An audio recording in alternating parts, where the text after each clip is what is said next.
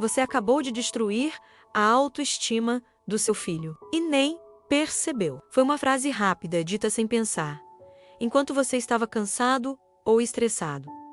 Mas o cérebro dele gravou e vai levar isso para o resto da vida. Nos próximos minutos, você vai descobrir as 7 frases que parecem inofensivas, mas estão silenciosamente quebrando a confiança que seu filho tem em si mesmo. E no final, eu vou te mostrar o que dizer no lugar, porque educar não precisa machucar. Vamos direto para a primeira frase. E essa aqui é a mais comum de todas. Você provavelmente já disse hoje. A frase é: deixa que eu faço. Parece inofensivo, né? Seu filho está tentando amarrar o tênis, demorando uma eternidade, e você tem pressa. Então você fala: deixa que eu faço, é mais rápido. Ou ele está tentando abrir a embalagem do lanche e não consegue, e você toma da mão dele e abre. O problema não está em ajudar. O problema está na mensagem que fica gravada. Quando você tira a tarefa da mão da criança repetidamente, o cérebro dela registra: eu não sou capaz, eu não consigo fazer sozinho, eu preciso de alguém para resolver as coisas por mim. E isso se chama desamparo aprendido. Um estudo da Universidade de Stanford acompanhou crianças que ouviam muito essa frase. Aos 10 anos, essas crianças tinham 54% mais chances de desistir de tarefas difíceis antes de tentar. Aos 15, apresentavam níveis mais altos de ansiedade e dependência emocional. Por quê? Porque elas nunca desenvolveram a sensação de competência. Competência é você saber que consegue resolver problemas. É a base da autoestima. E toda vez que você fala, deixa que eu faço, você rouba essa oportunidade do seu filho. Então o que você deveria dizer no lugar? Tenta, mais uma vez. Eu sei que você consegue. Ou então, tá difícil, né? Quer que eu te mostre um jeito mais fácil? Percebe a diferença? Você não está resolvendo por ele. Você está dando ferramentas para ele resolver sozinho. E isso constrói confiança. Segunda frase. Por que você não é igual ao seu irmão? Ou a versão parecida. Olha como o fulaninho faz direitinho. Comparações destroem. E destroem rápido. Quando você compara seu filho com outra criança, você está dizendo: você não é bom o suficiente do jeito que é. Você precisa ser outra pessoa para eu te aceitar. E isso é devastador para uma mente em formação. O cérebro infantil está o tempo todo buscando a aprovação dos pais. É instinto de sobrevivência. Então, quando a criança ouve que o irmão é melhor, que o primo é mais comportado, que o colega tira notas mais altas, ela internaliza: eu sou inferior, eu não tenho valor. E tem um detalhe pior: comparações não motivam, elas paralisam. Pesquisas mostram que crianças que são constantemente comparadas têm 2 reações: ou desenvolvem uma competitividade doentia, onde precisam ser melhores que todo mundo para se sentirem amadas, ou desistem completamente, pensando: já que eu nunca vou ser bom o suficiente, por que tentar? Ambos os caminhos levam para adultos inseguros. Adultos que ou se comparam o tempo todo com os outros e vivem infelizes, ou que têm medo de tentar qualquer coisa nova porque acreditam que vão falhar. Então, o que você fala no lugar? Eu percebi que você está com dificuldade nisso. Vamos descobrir juntos como melhorar, ou então, de forma ainda mais poderosa. Eu te amo do jeito que você é, e vamos trabalhar nisso juntos. Percebe? Você valida o filho como ele é, mas ainda oferece crescimento, sem comparação, sem competição. Terceira frase, e essa aqui dói. Você sempre faz isso, ou a versão parecida. Você nunca aprende. Sempre e nunca são 2 palavras que rotulam. E rótulos grudam quando você diz. Você sempre esquece as coisas, você sempre é preguiçoso, você nunca me escuta, você está definindo a identidade do seu filho. E crianças acreditam no que os pais dizem sobre elas. Se você diz que ele sempre faz algo errado, o cérebro dele entende. Essa é a minha natureza.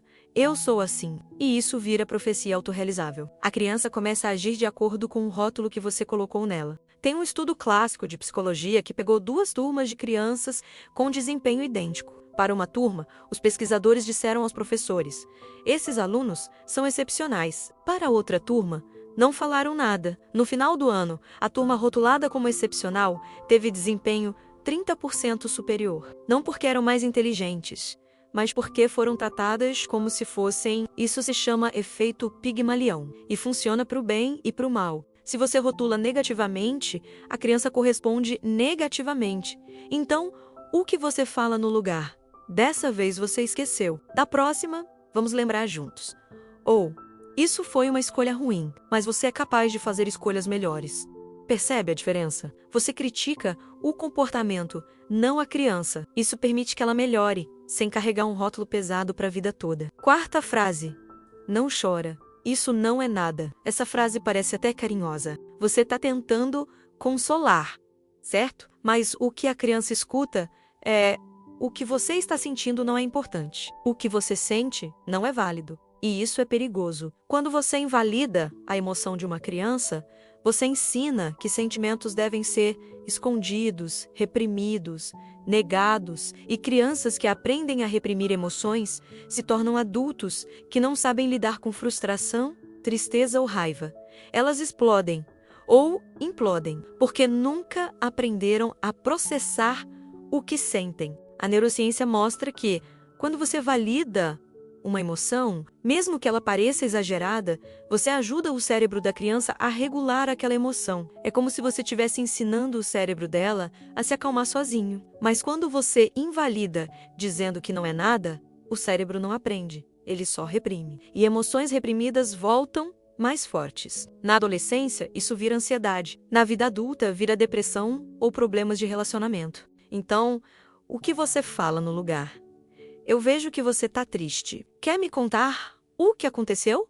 Ou sei que está doendo agora. É normal sentir assim. Isso valida a emoção, ensina empatia e ainda abre espaço para a criança processar o que sente. E isso constrói inteligência emocional, que é um dos maiores preditores de sucesso e felicidade na vida adulta. Quinta frase. Você é tão inteligente. Espera o quê? Elogiar inteligência destrói a autoestima? Sim. E a ciência comprova. Tem um estudo famoso da psicóloga Carol Dweck. Ela pegou crianças e deu um teste fácil. Depois, dividiu em 2 grupos. Para um grupo, ela disse: você é muito inteligente. Para o outro grupo, disse: você se esforçou muito. Depois, ofereceu um segundo teste, mais difícil. As crianças que foram elogiadas pela inteligência recusaram o teste difícil. Por quê? Porque tinham medo de falhar e perder o rótulo de inteligente. Já as crianças elogiadas pelo esforço aceitaram o desafio. Elas queriam tentar. Percebe? O problema? Quando você elogia inteligência, beleza ou talento, você elogia algo que a criança não controla. E isso cria 2 crenças destrutivas. Primeira, se eu sou inteligente, eu não preciso me esforçar. Segunda, se eu falhar, vou deixar de ser inteligente. Ambas levam ao medo de tentar coisas novas. E crianças que têm medo de tentar se tornam adultos que evitam desafios. Adultos que ficam em empregos que odeiam porque têm medo de arriscar. Adultos que não tentam relacionamentos novos porque têm medo de rejeição. Então, o que você fala no lugar? Você se esforçou muito e deu certo. Ou você tentou de um jeito diferente e funcionou. Elogie o processo, não o resultado. Elogie o esforço, não o talento. Isso cria o que Carol Dweck chama de mentalidade de crescimento. A criança entende: eu posso melhorar, eu posso aprender. E isso é liberdade. Sexta frase, porque eu estou mandando ou a versão clássica. Porque sim, essa frase mata a curiosidade. E curiosidade é o combustível da inteligência. Quando uma criança pergunta por quê, ela está tentando entender o mundo, está tentando criar lógica, construir raciocínio, desenvolver pensamento crítico. E quando você corta isso com um porque eu mandei, você está dizendo: não questione, não pense, apenas obedeça. E isso cria 2 tipos de adultos. O primeiro tipo é o que obedece cegamente. Não questiona chefes abusivos. Não questiona relacionamentos tóxicos. Apenas aceita, porque foi treinado para não questionar. O segundo tipo é o que se rebela contra tudo, porque passou a infância inteira sendo silenciado. Então, na adolescência e vida adulta, rejeita qualquer tipo de autoridade, mesmo quando faz sentido. Nenhum dos 2 é saudável. O ideal é criar adultos que sabem questionar com respeito. Adultos que entendem que regras existem por motivos e que esses motivos podem ser discutidos. Isso se chama pensamento crítico. E começa na infância, quando você explica o porquê das coisas. Então, o que você fala no lugar. Você precisa fazer isso, porque protege você. Ou, essa regra existe para que todos fiquem seguros. Percebe? Você mantém a autoridade, mas dá contexto. E crianças que entendem o porquê das regras têm 70% mais chances de segui-las por vontade própria, não por medo. 7ª frase. E essa é a mais devastadora de todas. Eu estou tão cansado de você, ou versões parecidas. Você só me dá trabalho, você me deixa louco, você me estressa. Essa frase quebra o vínculo. E o vínculo entre pais e filhos é a base de tudo. É a base da segurança emocional. É a base da autoestima. Quando uma criança ouve que é um peso, que cansa, que estressa, ela desenvolve vergonha existencial.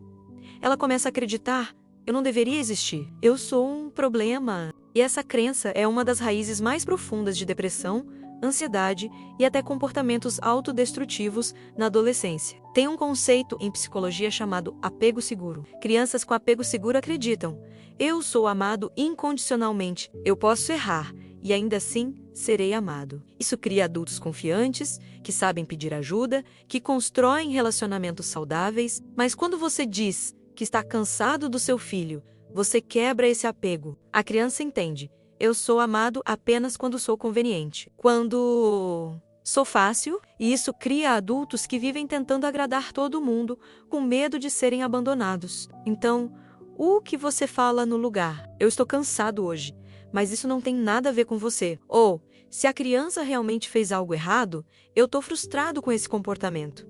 Mas eu te amo sempre. Percebe a diferença sutil, mas gigante? Você valida seu cansaço, mas não coloca a culpa na existência da criança. E isso mantém o vínculo seguro. Agora, vamos ser honestos. Você provavelmente já disse pelo menos 3 dessas frases, talvez todas. E tudo bem, você não é um monstro. Você é humano. Educar é difícil. Você fica cansado, estressado, sem paciência, mas aqui está a boa notícia. Uma frase não destrói uma criança. O que destrói é a repetição. Se você disse uma vez, respira, reconhece e muda. Mas se você diz todos os dias, aí sim, vira padrão. E padrões moldam cérebros. Então, o que fazer a partir de agora? 3 coisas. Primeira, perceba.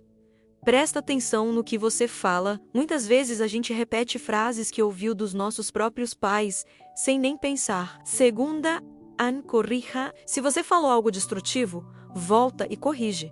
Fala: desculpa, eu não deveria ter dito daquele jeito. Isso ensina que adultos também erram e se corrigem. E terceiro, substitua.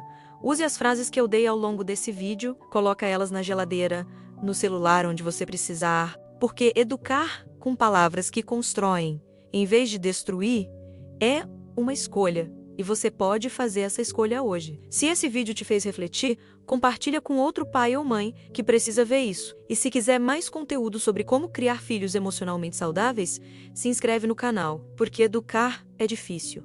Mas quando você sabe o que dizer, fica muito mais leve. E seu filho merece crescer acreditando que é capaz, amado e valioso. Exatamente do jeito que ele é.